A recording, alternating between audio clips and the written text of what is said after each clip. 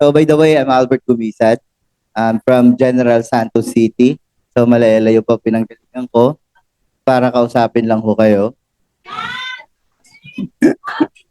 And so I've been in this business is for more than 10 years na. So alam ko sa bawat pagnenegosyo is hindi kasi tayo no, hindi kasi tayo business oriented na tao. Tama? Bakit? Mindset kasi tayo ng parents natin para magtrabaho. Ang lagi sinasabi sa atin, anak, mag-aral ka mabuti para paglaki mo, o kung di ka man lumaki, pakahanap ka ng trabaho. Kasi yun yung nakasanayan natin. And never sinabi ng parents natin na magnegosyo ka. Tama o tama? Pero sa inchik, iba. Nak, ikaw aral, buti ha. Tapos mo, aral ha. Ikaw hawak at negosyo. So, makikita niyo yung pagkakaiba ng mindset. Bakit mayaman ang inchik? Bakit tukha tayo? Bakit? Kasi, kung proven and tested na ang pagiging empleyado, sana mayaman na tayo lahat. Tama?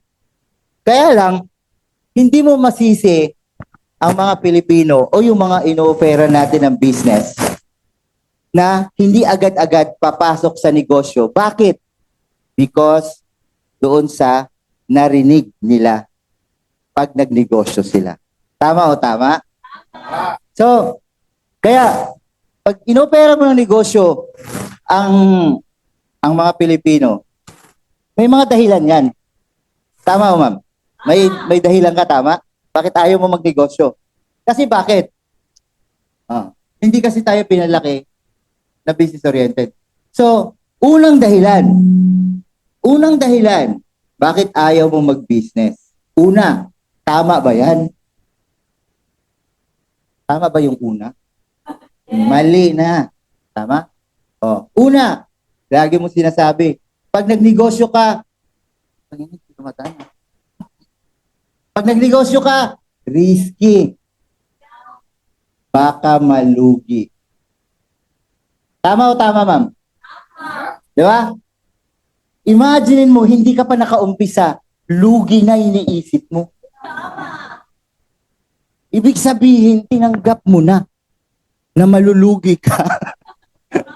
Tama o tama? So, pangalawa, na dahilan, bakit ayaw mo pumasok sa business? Mali ulit. Pangalawa. Mali ulit, di ba? So, pangalawa, lagi mong sinasabi, pag ino-opera ka ng negosyo, di ko alam. Tama o tama? So, bakit? Nung nag-work ka ba, alam mo ba lahat? Diba? Kapag nga nakaalam mo na ba lahat? Hindi. Pero meron, inaral lang din natin. Tama o tama? Pangatlo, mali ulit. Pag ino-opera ka ng negosyo, lagi mong sinasabi, wala akong time. Tama? Pang-apat, mali ulit. Lagi mong sinasabi pag ino-operan ka ng negosyo, wala akong pera. Tama o tama? 5 years from na, 5 years ago, wala kang pera. 5 years from now, wala ka din pera. Tama? So, wala kang pera, wala kang kapital. Ito, ma'am, nandito ba yung mga dahilan mo? Bakit mo magsimula ng negosyo? Sabi ni ma'am, akin lahat yan. Isa lang dapat. Ito realidad. So imagine, okay? So, tayo mga tao, may dinadaanan tayong life cycle ng buhay. Wala kang takas dito sa life cycle ng buhay. Ma'am, may anak ka? So, yung anak mo, ma'am, pinag-aral mo? Tama? Kasi bakit obligasyon nating mga magulang, tama o tama? Kahit anak ng...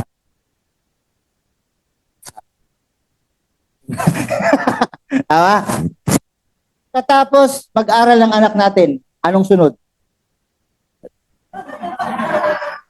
Ah, napakasakit. Ah, 'di ba? Pagkatapos siya mag-aral, ma'am, pag-graduatein muna natin, ma'am. Graduate muna. Graduate!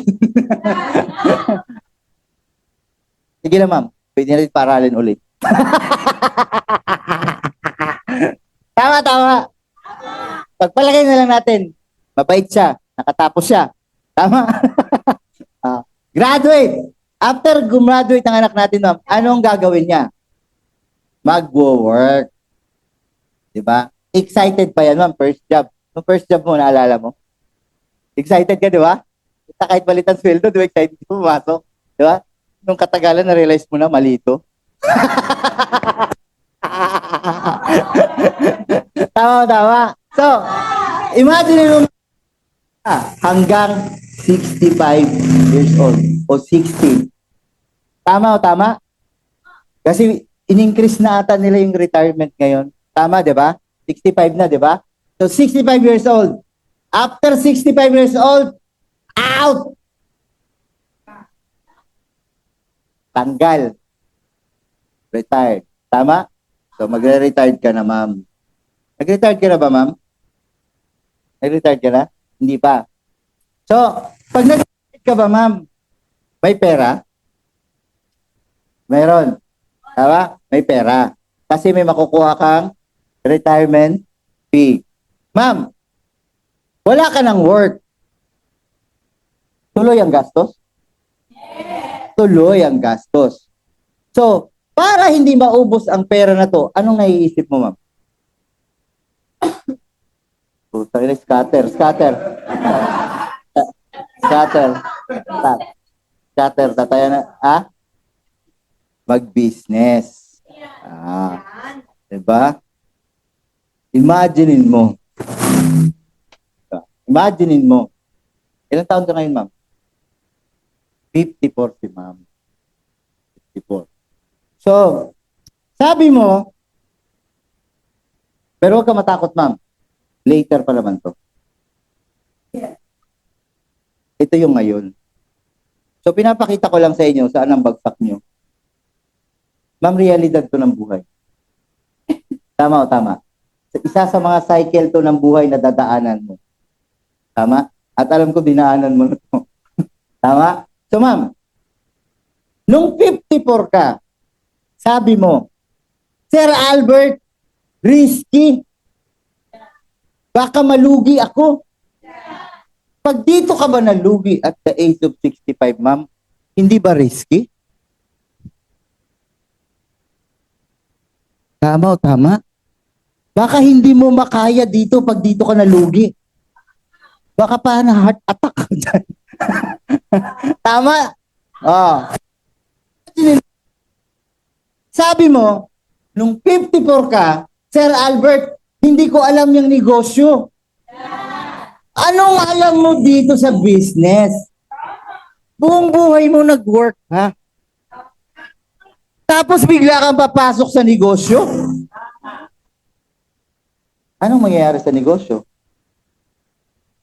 Lugi. Bakit? Wala kang alam eh. Ang negosyo hindi to paramihan ng pera. Maraming may pera. Pero hindi alam ang negosyo.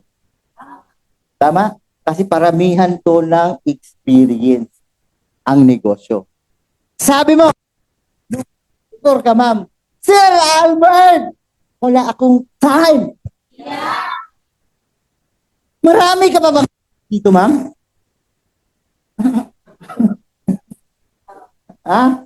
Ma'am, last trip na to.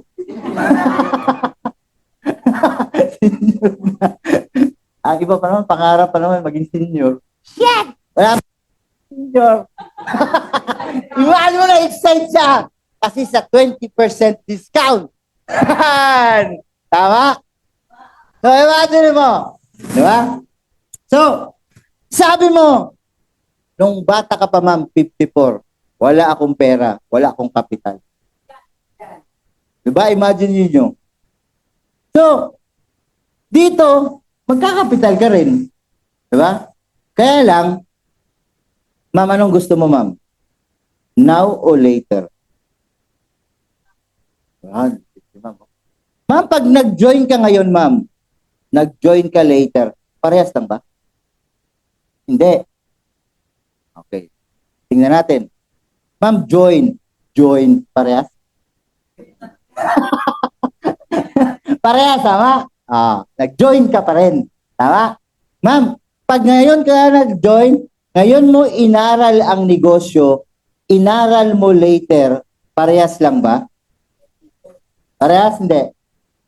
Parehas. Inaral mo pa rin.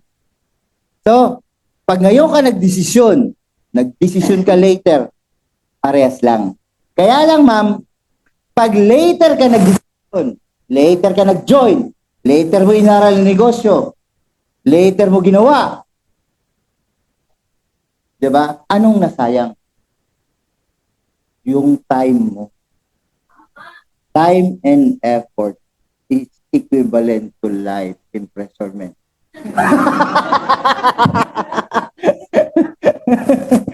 Tama. Sabi nga nila, kung saan mo binibigay ang oras mo at life mo, doon mo binibigay ang buhay mo. Tama o tama ba, ma'am? So, imaginein mo, ma'am, ginawa mo si Spartan, 3 years. Kasi walang negosyo kumita agad. Scam yun, ma'am, ha? Pag sinabihan ka bukas, yaman ka na. Scam yun. Huwag ka man. Kasi walang ganun. Never. Never pa akong nakakita. Ginawa ko tong business for 10 years. Kumita ako within 2 years. 3 years. Kasi walang negosyong kumita agad isang buwan. Ma'am, scam talaga yun, ma'am. Kaya nga maraming nahuhulog sa scam. Kasi gusto nila kumita agad. So, ito, ma'am, 3 years. So, ginawa mo si Unified. Lagay na lang natin 5 years para safe. 5 years. So, ma'am, 59 ka pa. Tama? 59 ka pa. Pwede mag-fail? Pwede mag-fail. Tama, ma'am? Kaya lang, ma'am, bata ka pa. 59. Tama? So, pag nag-fail ka dito, ma'am, 54 na lang. Pero 3 years na lang. 54. So, 3 years. Ma'am, pwedeng ulitin? Pwedeng ulitin another 3 years. 57 ka pa. Dito! 68 ka na. Nag-fail ka. Pwede pang ulit. Pwede. Plus 3. 71 ka na. Nanginginig ka na. Tama o tama? Ayaw mo na lumabas ng bahay niyan. Diba? Gusto mo na lang magstay. Manood kay Tanggol. What if, ma'am? Dahil sa tulong, ma'am, hindi kasi namin paglalabasin ng pera dito na hindi mo mababawi. Kasi bakit? Malay ko ba? Saan mo kinuha yung pera mo? Malay ko ba? Last money mo na yan. Malay mo, hindi alam ng asawa mo. Papagalitan ka. Tama? Basta willing ka lang matuto. Willing ka lang makuha.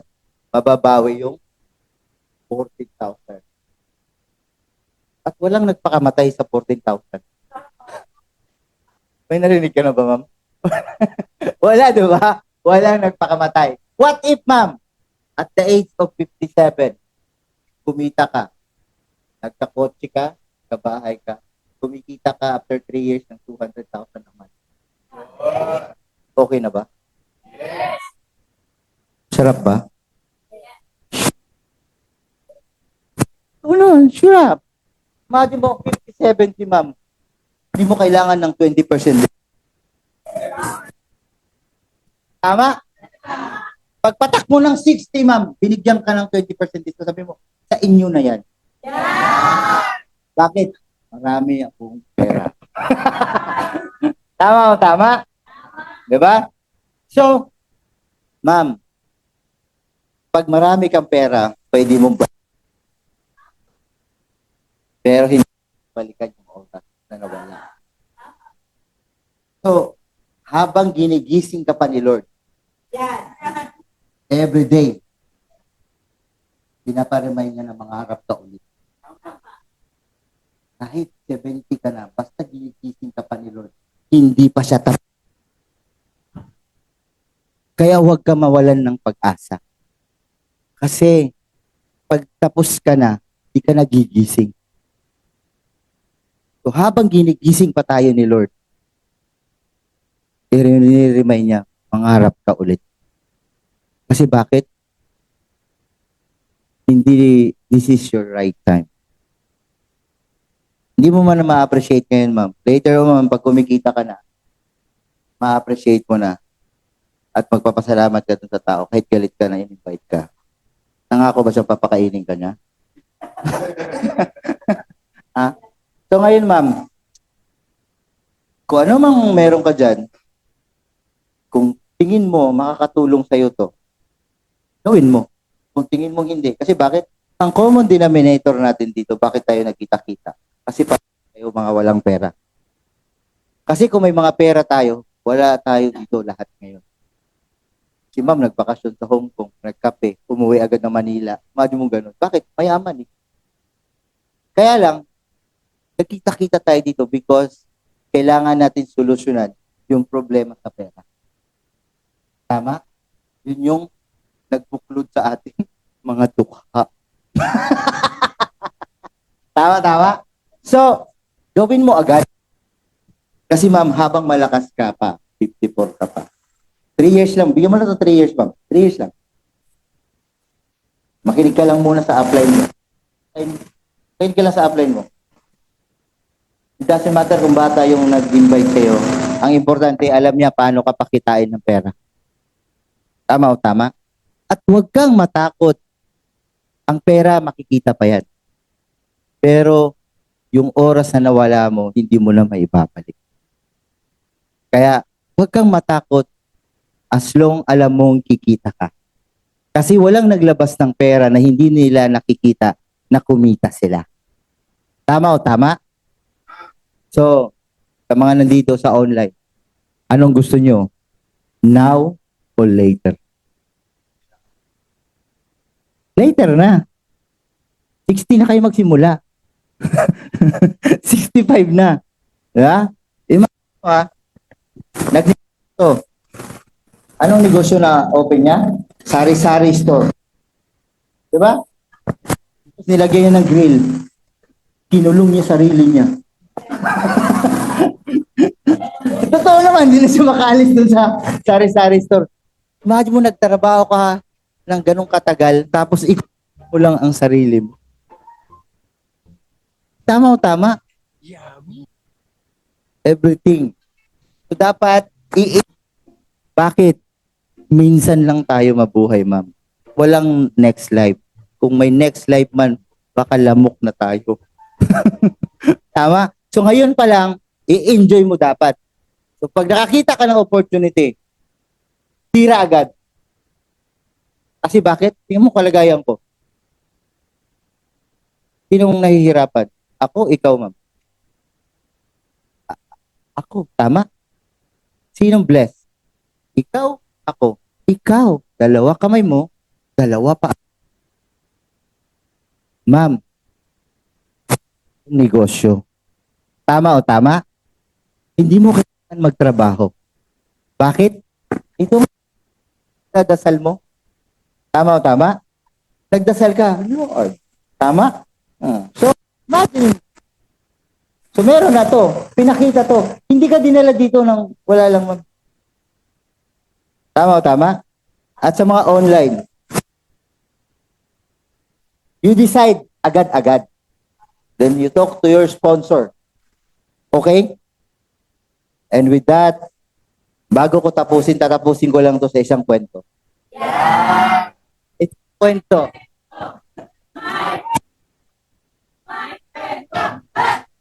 Ito yung kwento ni Juan. Si Juan, Lahat ng bagay sa paligid niya, kini-question niya. Sabi ni Juan, bawal umihi. Bakit doon sila umiihi? Bawal magtapon ng basura. Bakit doon sila nagtatapon ng basura? So lahat ng nakikita ni Juan, kini-question niya. And one day, why naglalakad si Juan? Sabi niya, nakita niya yung pakwan. Sabi niya, Lord! Walang mali! Diba? Naglakad na naman si Juan. Sabi, nakakita na ba kayo ng sampalok? Ha? Ang sampalok ba maliit ang bunga o malaki? Ha? Maliit? Maliit. So nakita na naman ni Juan, sabi ni Juan, Lord! Ang laki ng puno! Ang liit ng bunga. Mali.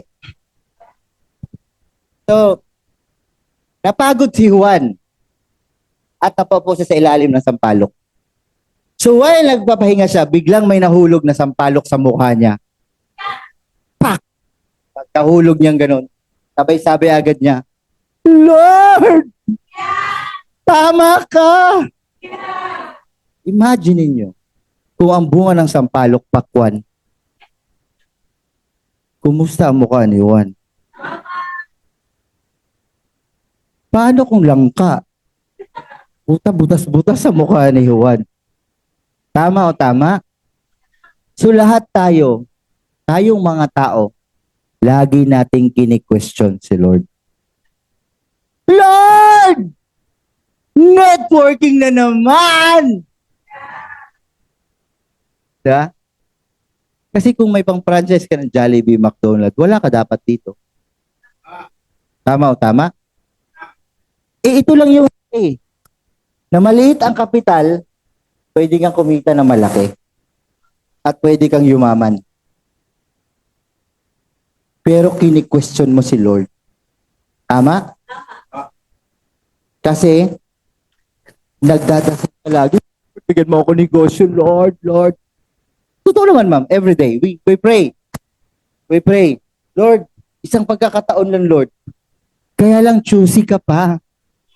Wala ka na ng pera, choosy ka pa. Diba?